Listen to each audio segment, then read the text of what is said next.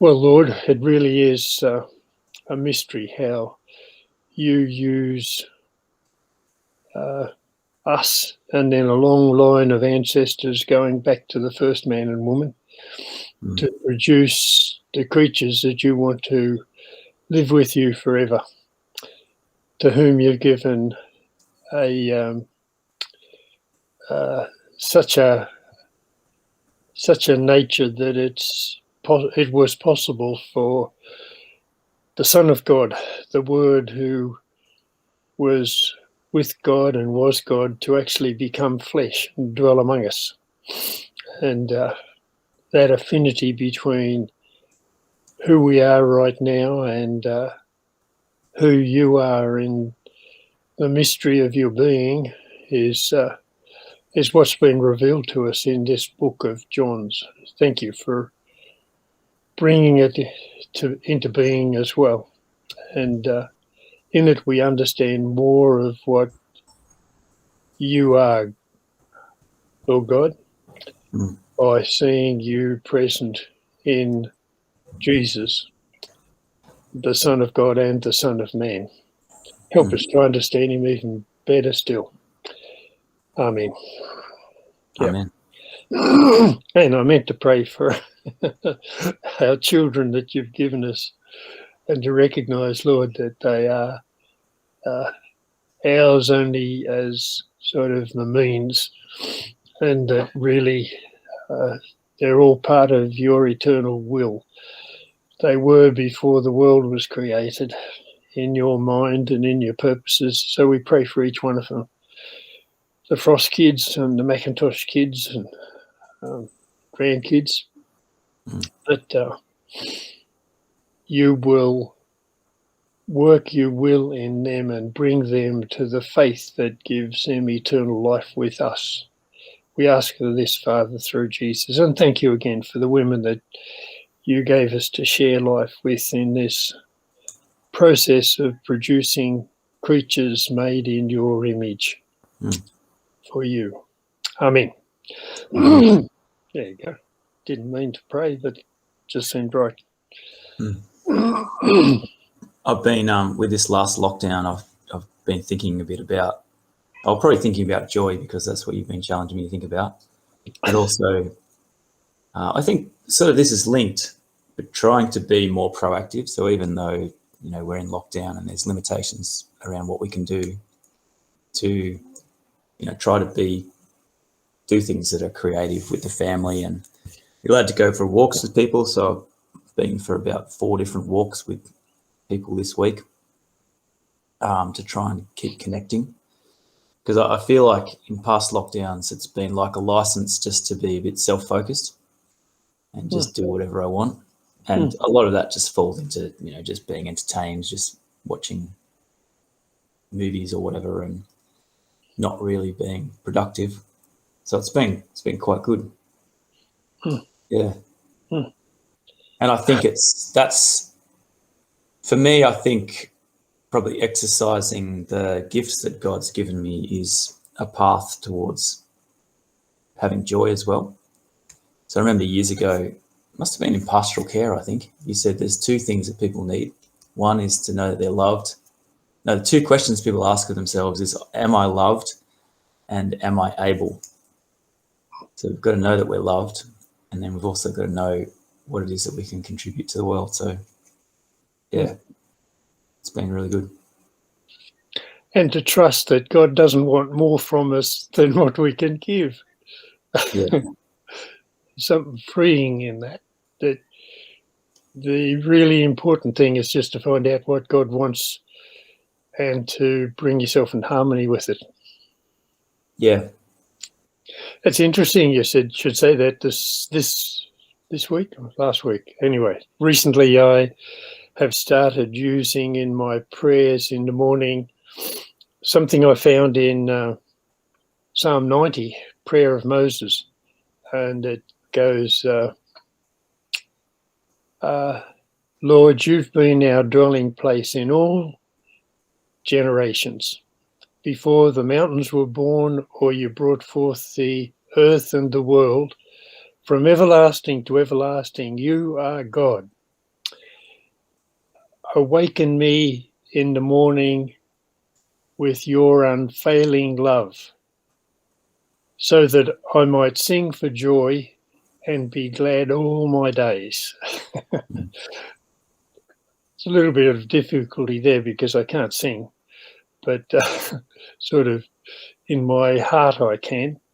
But just to find some words in Scripture that confirm that initial choice of how you're going to live your life, how you're going to be part of the world. Yeah, doing whatever is God's will for you to do, but certainly being glad of the fact that there is a God who is like our God and who has done what our God has done and has such amazing love for us. Yeah. And I think I've been thinking as well about how he wants to connect with us. I've grappled for a long time with the whole idea of those signs that Jesus did and trying to come to terms with miracles, because I can see miracles happening there in Jesus' story back there. And, you look at the suffering that's in the world around us and you think, well, why doesn't God just intervene in a whole lot of that all the time? And why doesn't he do all those kind of miracles? But then you realize that at the start of the chapter 9 with the story of the blind man, the start of this story that we've been looking at with Lazarus, that what Jesus is interested in is, I think he's interested in people paying attention to what he's doing and what God's doing. That's really at the heart of it. The miracles are just a sign to point towards who he is and his identity.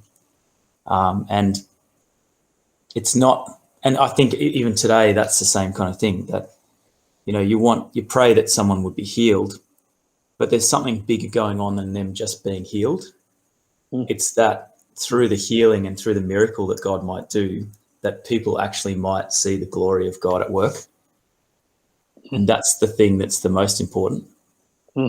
It's that people will respond and see what God's doing and then be part of it. And obviously we've seen in the story that if your presupposition is that, this can't happen or can't be, then, that's where you're going to end up. So the Jews and the teachers of the law, they can't see that God could become one of them and be amongst them in Jesus. And so they think up a whole lot of other excuses for what he's doing. But there's a whole heap of other people out there who are actually grappling with it. They're not sure. They're trying to work it out. They're trying to weigh up the evidence and think it through. And we need to do the same, or we need to be people who do the same, who really are open to new things. Yeah. It's something like it in this miracle that we're looking at in of the raising of Lazarus, chapter 11 of John. Jesus said to take the stone away from the grave, and Mary said, Lord, he's been there 4 days, he'll stink. And Jesus' answer there was, if you believe, didn't I tell you that if you believed you would see the glory of God? And the incredible thing is that I think the bit that I missed previously was, if you believe, you will see the glory of God. Where does Jesus say that? Just as Jesus got to the tomb and he said, take the stone away. He says it to Martha, actually. Who did I say? You said Mary. Okay, he said it to Martha. It's significant that it's Martha, because the bit that we're actually up to is the conversation that Jesus has with Martha. Yeah. And the whole question of, he is the resurrection and the life. And wait, we should read it. Let me finish the thought I had. Verse 17, out of my mind. Jesus said, didn't I tell you, if you believe, you'll see the glory of God?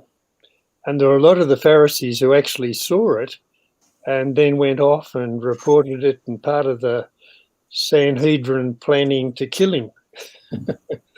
And that belief is the important thing.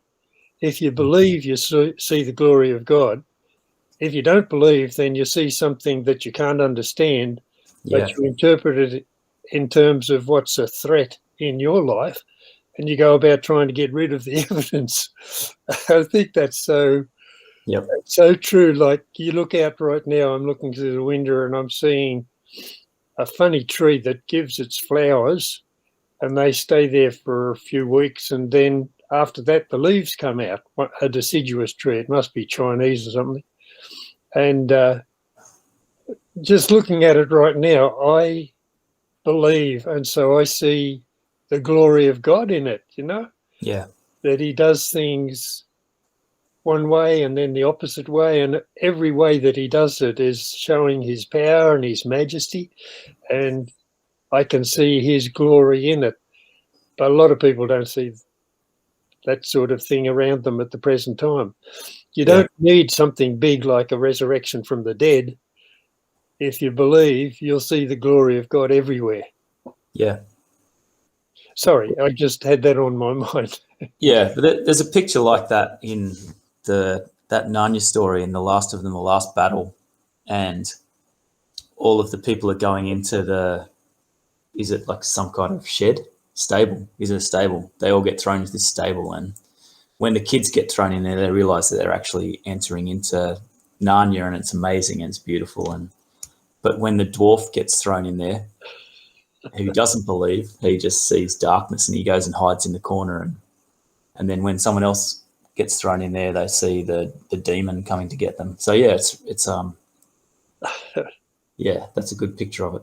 According to your faith, so be it unto you, Jesus said often.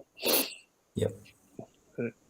So verse 17 of chapter 11, on his arrival, Jesus found that Lazarus had already been 4 days in the tomb. Bethany was just under 2 miles from Jerusalem, and many of the people had come from the city to Martha and Mary to condole with them in their brother's death. As soon as she heard that Jesus was on his way, Martha went to meet him while Mary stayed at home. Martha said to Jesus, "If you had been here, sir, my brother would not have died. Even now I know that whatever you ask of God, God will grant you." Jesus said, "Your brother will rise again." "I know that he will rise again," said Martha, "at the resurrection on the last day." Jesus said, "I am the resurrection and I am life. If a man has faith in me, even though he die, he shall come to life, and no one who is alive and has faith shall ever die. Do you believe this?" "Lord, I do," she answered. "I now believe that you are the Messiah, the Son of God, who is to come into the world." It's interesting that her believing is she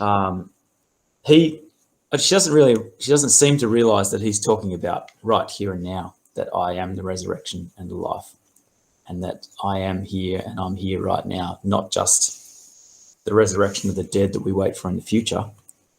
And she kind of defers to that belief because she obviously already has a strong belief in that, as did many of the Jews, not the Sadducees though. Yeah. But yeah, it's like she's still not quite making the connection. But then Well, maybe she is in other ways, because she says to him, "If you'd been here, my brother would not have died. And even now I know that whatever you ask of God, God will grant you." So maybe it's like that she is grappling with hope still and belief. It's not sure. I think first, the sisters obviously must have been talking together about it. Remember that Lazarus died just after the messenger left from the girls to go and tell Jesus that his friend was sick. So they would have known that Lazarus had already died before Jesus even heard about their request. And we know from what Jesus said that he did know that Lazarus had died. That was, and that he waited the 2 days to make sure that all the fuss over that first kind of shock of Lazarus dying, and he was buried, and it was very definitely a resurrection that was needed at this stage. And what he had said to the messenger was something like, "This sickness will not end in death. It has come for the glory of God, to bring glory to the Son of God." So the messenger would have taken that message back to the girls. Yep. And so they would have had that faint suggestion that Jesus did have something up his sleeve, as it were. Yep. So that's why I think it was too big a step to believe that from if Jesus was here, he could have healed her because he'd healed so many other people. Yeah. That now that Lazarus is dead, Jesus can raise him from the dead. But there was that faint little hope. I really like that Martha grasped just the slightest hint of a bigger blessing, a bigger end to the story than just that Lazarus had died. I think that's sort of beautiful. But you're right. There was that sense of eventually there's going to be the resurrection of the dead and we're all going to get raised then in some kind of a general way. Yeah. What Jesus is getting Martha to see that it's not in the future, but it's here and now, right now, Yeah. that the power of God is active. And it's not just a matter of sort of a doctrine that you believe there's going to be a general resurrection. Isaiah the prophet talked about it, but that it's to do with Jesus himself. He brings her attention away from the belief into the reality. It's not just something that's generally true, but it's specifically true of each person, that there is life available in Jesus Christ here and now, and that life is bigger than just it's bigger than death. So, and what she does see though is that she acknowledges after that. No, Jesus challenges her and says, "Do you believe this?" And then she says, she doesn't just say, "Yes, I believe." Then she says, "I now believe that you are the Messiah, the Son of God, who was to come into the world." And does that mean I now believe it as in I believe it right now and you've just convinced me now, or it's been a thing that she's been convinced of over the last period of time that she's known him? That must have been growing on her, I think. But the fact that Jesus had taken that general doctrine of the resurrection and brought it into his own presence. He is the resurrection and the life. And that I think the shift in Martha's mind was to, like, remember she said, even now, anything you ask God, God will grant you. Yep. And he's saying, I think what she really, really understood is that she doesn't have to get Jesus to go to God for her in order to do something spectacular, but he himself is the one who can do it. And Jesus isn't just getting Lazarus's resurrection as a gift from God, but he's given it. Yeah. And it sort of rings true with back in chapter 5, I think it is, where Jesus said, as the Father has life in himself, and as the Father has life in himself, so has the Son by the Father's gift. I think all over John, it's obvious Jesus is trying to get people to see that he and God are one. You know? that he doesn't go to ask God for something for his people, but he himself is the giver. And it's all tied up with his relationship with God, that there's a unity there. And even though it's difficult for us to understand and must have been hugely difficult for Jesus to explain, that there's God standing right there in front of you. And in the presence of God, death doesn't have a chance. Yeah. And life is so much more important than death and resurrection, and life is present there in Jesus. Mm. Yeah. So I was And Mark wondering, saw that. thinking about the world's view of death, and just how much those believers who saw what Jesus did for Lazarus, and then obviously saw Jesus' own resurrection and defeating of death, how much of an influence did that have on just changing the way people think about the world? And death seemed like it did really have a deep hold on people well, it still does in our world, doesn't it? It's the thing that people fear. Yeah. But the early Christians seemed to, there was something extraordinary that had happened in them, where death didn't seem to have a hold over them anymore, because they knew that Jesus was present with them, and he was really the resurrection and life, and they'd seen his resurrection, and they didn't fear that anymore. And it just seems to be one of the big keys to the success of the early church, is their sort of new understanding of death. Yeah. I think I'm understanding that better and better, that if there's only life here and now, then death is a disaster, because it ends it all. And you can sort of relieve it by saying, well, you get your chance and that's it.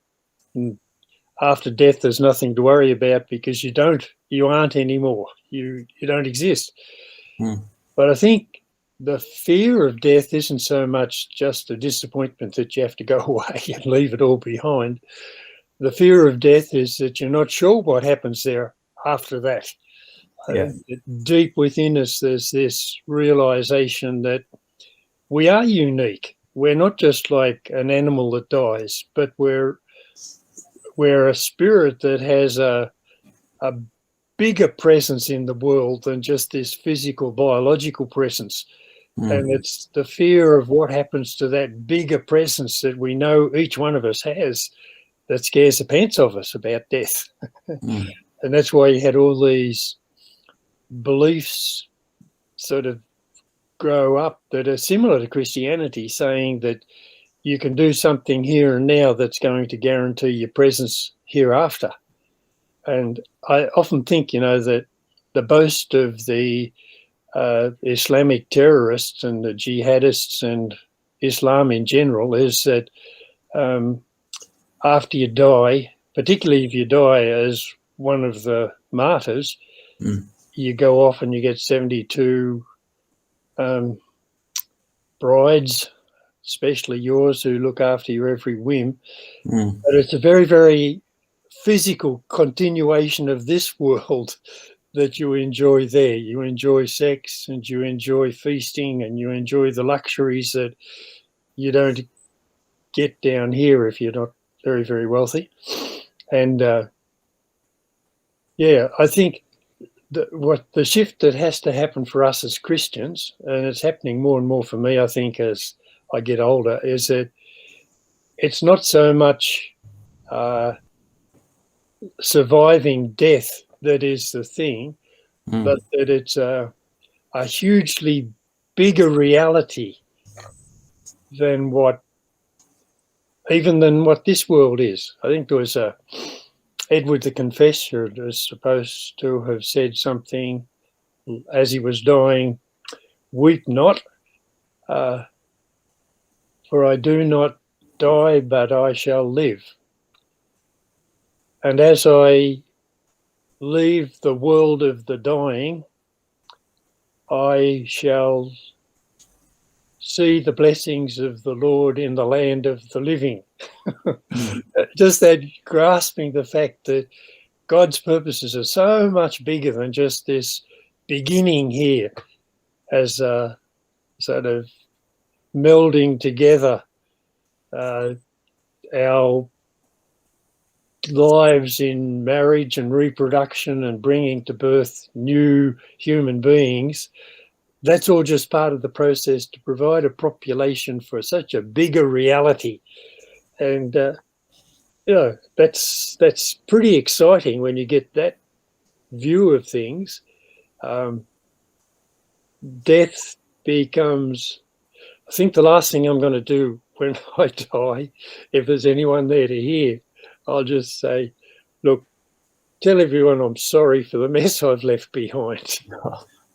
But I can't regret the fact of going to be in that bigger reality. Yeah. Yeah.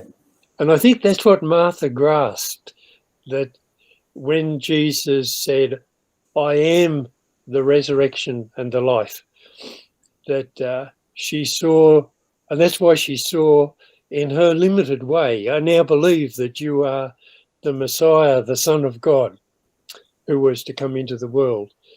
She didn't know the details, but she knew that the answer to the sorrow and the disappointment and the loss that she felt there with losing a brother, that the answer was in Jesus himself personally.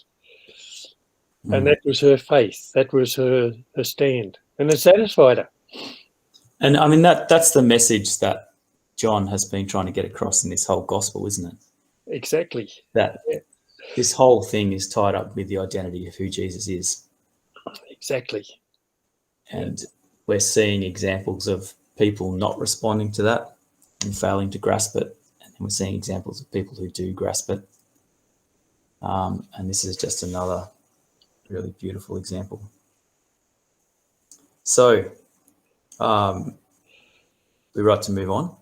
Oh, I think so. Where were we up to? 28, I think. With these words, she went to call her sister Mary. Oh, yeah. Yep. And taking her aside, she said, "The master is here. He is asking for you." When Mary heard this, she rose up quickly and went to him. Jesus had not yet reached the village, but was still at the place where Martha left him. The Jews who were in the house, condoling with Mary when they saw her start up and leave the house, went after her, for they supposed that she was going to the tomb to weep there. Which I suppose I wonder why Mary didn't just go out when Martha went out when she'd heard that Jesus was on his way. And whether this is the difference between the two sisters again. I think that's absolutely.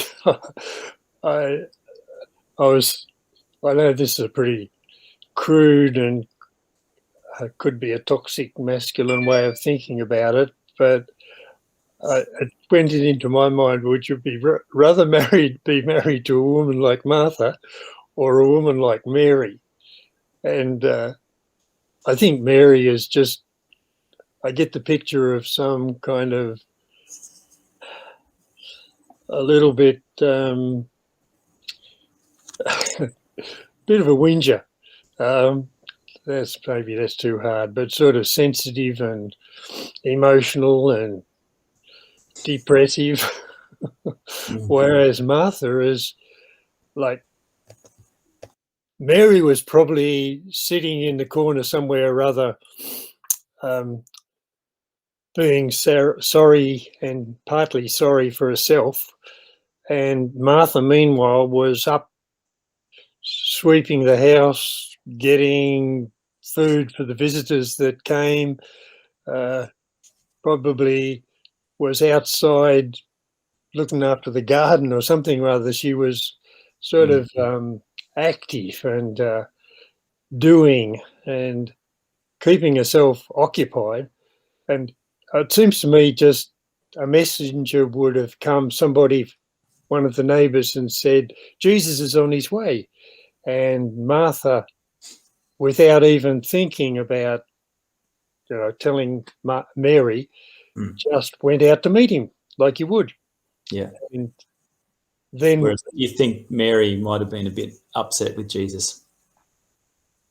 Could have been a little bit. There would have been that him. tendency, even though they would have known that Jesus could not possibly have arrived there before Lazarus died. that's what I feel about it. She's sort of wrapped up in her own sorrows rather than being able to get above her introspection. I'm being too hard on her. She's also the one who pours the perfume on his feet later on, though, as this a beautiful act of charity and love towards Jesus. But can you see it? Just totally impractical. That's what all the disciples said. They were furious with her. What are you doing this for? What are you up to? But this is her artistic kind of just her odd way of doing things, I think. Yeah. It might be more about what you prefer than... Absolutely. It's the judgment on myself. I know that. I'm very glad that the Lord gave me a woman who has a bit of Martha and a bit of Mary. Yeah. Yeah.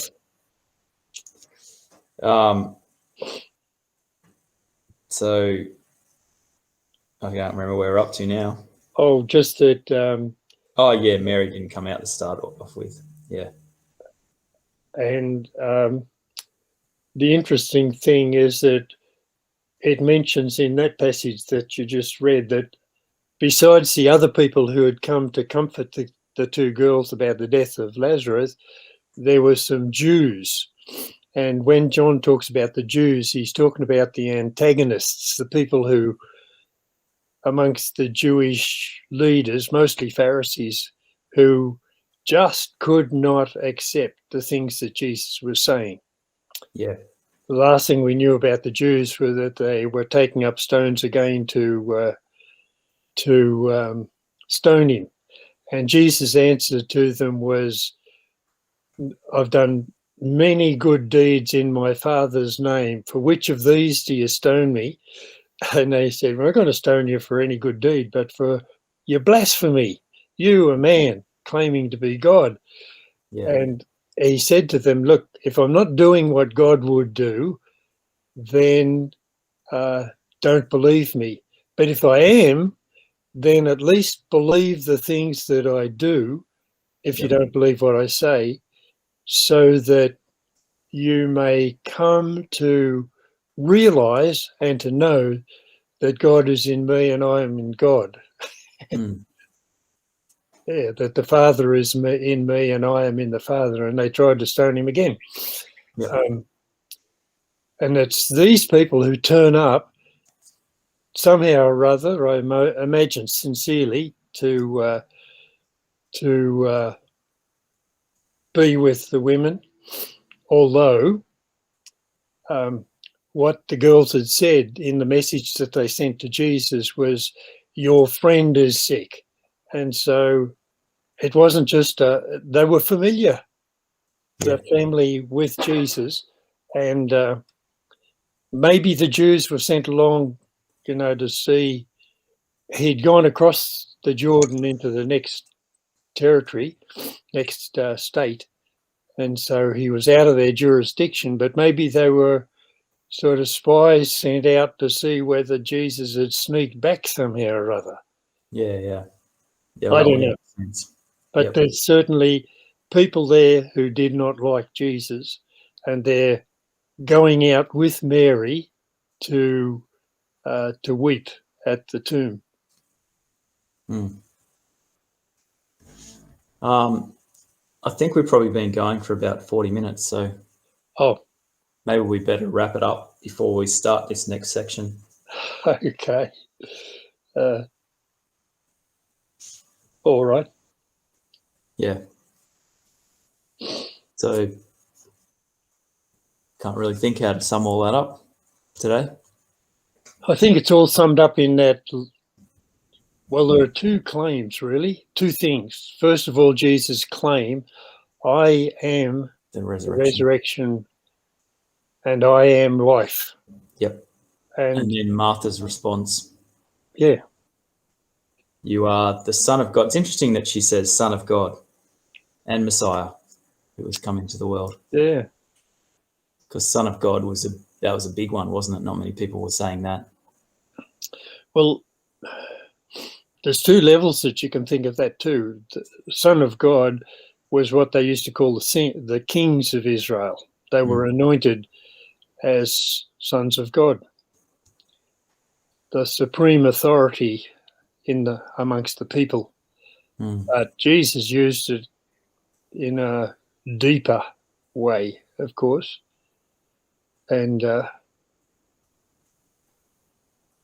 there's a lot in the next section. I haven't got my head around it properly yet, but very definitely Jesus, the two titles, Son of God and Son of Man, are really, really significant in understanding who Jesus is for us here and now. I think the fact that he is the resurrection and the life are linked together with he is the Son of Man and the Son of God. As Son of God, he represents life, and as the Son of Man, somehow that represents not only his resurrection, of course, but our resurrection as well.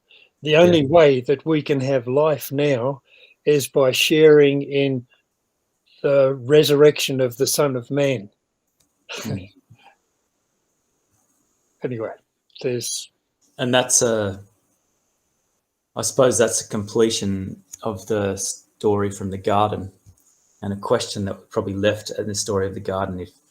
If they hadn't sinned, what would have happened to them, and that whole idea of the tree of life and being barred off.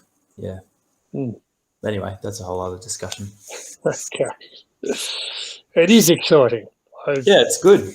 It really stirs me to want to live in harmony with God. That's the whole goal that I have now. Yeah. And then I think to have the confidence that Jesus really is the answer. Oh, yeah. Yeah. And to be able to point people towards him. Yeah. Yeah. Precious. All right. We'll see you. Okay. See you later. All right. Maybe go and have a cup of coffee with Josh up at the living room. I better do that. Okay. See you later, Lucas. Thank you. Bye.